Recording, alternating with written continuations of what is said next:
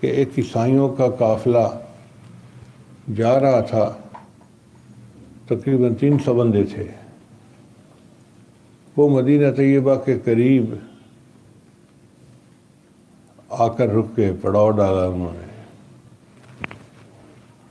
خیمے لگا لیے اور اس میں رہ رہے تھے۔ اللہ کے حبیب صلی اللہ علیہ وسلم کسی کام کے لیے جبل احد کی طرف گئے تو آپ صلی اللہ علیہ وسلم نے دیکھا کہ ایک قافلہ وہاں پہ پڑاؤ کیا ہوا ہے۔ ایک بندہ تھا جس کے پاس ایک اونٹ بہت اچھا تھا، وہ دیکھ کر نبی علیہ السلام کو پسند آ گیا۔ تو نبی علیہ السلام نے اس بندے سے پوچھا، کیا آپ یہ اونٹ بیچنا چاہتے ہیں؟ اس نے کہا جی میں بیچنا چاہتا ہوں۔ کتنے میں بیچے ہوگے؟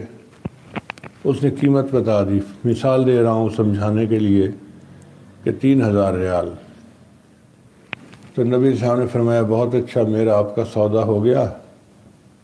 اب میں چونکہ خریدنے کی نیت سے تو آیا نہیں تھا، کسی اور کام کے لیے نکلا تھا، تو قدرتاً یہ سودا ہو گیا، لہذا میں آپ کو گھر جا کر پیسے بھجوا دیتا ہوں، آپ اگر مناسب سمجھیں تو یہ اونٹ مجھے دے دیں، میں لے جاتا ہوں۔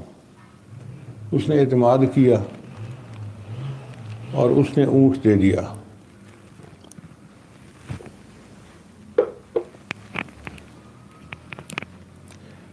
نبی علیہ السلام نے اونٹ لیا اور اپنے گھر تشریف لائے۔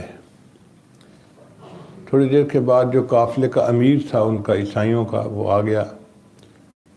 اس کو بتایا گیا جی کہ قافلے کے ایک بندے نے اونٹ بیچا ہے اور مقامی آدمی اونٹ لے کر اپنے گھر چلا گیا ہے۔ اس نے پوچھا اس کا نام کیا ہے؟ تو بتایا کہ نام کا تو نہیں پتہ۔ اچھا بھئی اس کا ایڈریس کیا ہے؟ اس نے کہا جی ہمیں تو ایڈریس کا بھی نہیں پتہ۔ تو وہ امیر بڑا غصے ہوا کہ تم بھی بڑے بیوقوف آدمی ہو، کبھی سودا ایسے بھی کرتے ہیں کہ ایک انجان بندے کو اپنی چیز دے دی، نہ نام کا پتہ نہ اس کی جگہ کا پتہ۔ اب اگر وہ نہ آئے پیسے دینے کے لیے تو تمہارے تو پیسے ڈوب گئے نا۔ اب آپس میں لوگوں میں خسر فسر شروع ہو گئی کہ ہاں کوئی بھی نہیں جانتا وہ بندہ کون ہے اور کہاں رہتا ہے۔ تو اس پر وہ جو امیر تھا عیسائیوں کا، اس نے کہا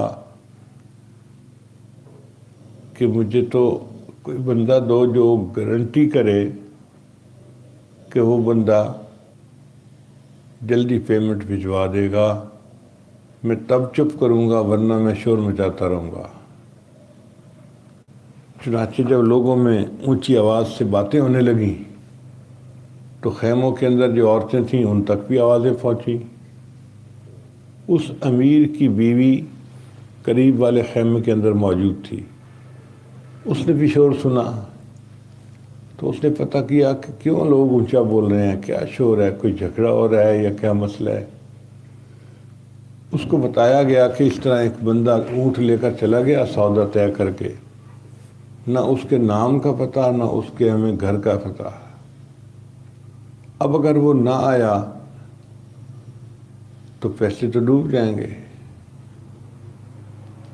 تو جو امیر قافلہ ہے وہ غصے ہو رہا ہے کہ جی کوئی بندہ اس کی ضمانت دے، اس کی گارنٹی دے۔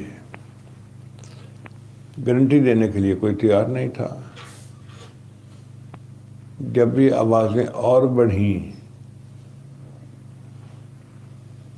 تو اس وقت امیر قافلہ جو تھا اس کے خیمے سے اس کی بیوی نے آواز دے کے اس کو بلایا۔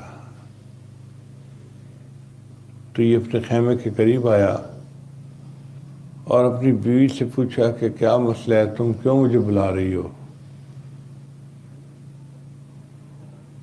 اس نے کہا کہ میں اس لیے بلا رہی ہوں کہ آپ کو ضمانت چاہیے کہ جو بندہ اونٹ لے کر گیا ہے وہ پیسے بھجوا دے گا، تو میں ضمانت دیتی ہوں۔ امیر نے کہا تم کیسے ضمانت دیتی ہو، تم اسے جانتی ہو؟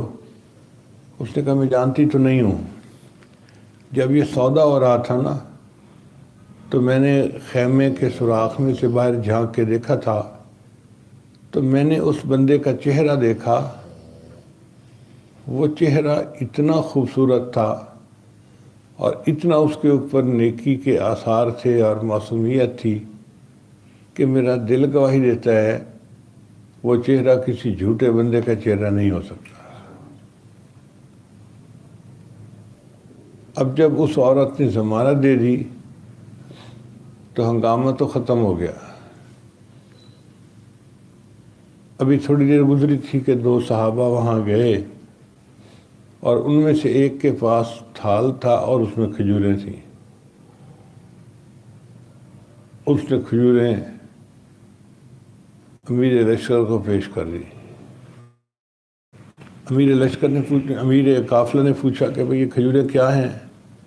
اس نے کہا کہ ہمارے آقا صلی اللہ علیہ وسلم یہاں سے ایک اونٹ کا سودا کر کے گئے تھے، انہوں نے فرمایا کہ یہ لوگ نوارد ہیں، ہمارے مہمان ہیں، یہ کھجوریں لے جاؤ اور ہماری طرف سے قافلے والوں میں تقسیم کر دو۔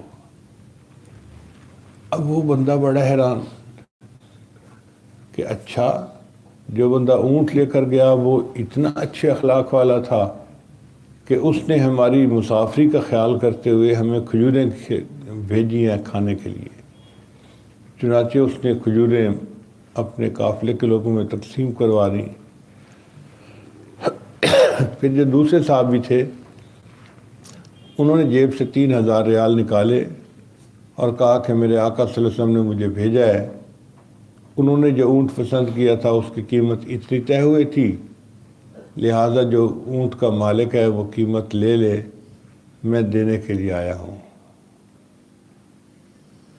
اس واقعے کی وجہ سے ان لوگوں کے دلوں میں جو ایک نئے دین کے بارے میں نفرت تھی وہ نکل گئی، اور وہ سب کہنے لگے کہ یار ہمیں اس بندے کو جا کے ایک دفعہ پھر ملنا چاہیے۔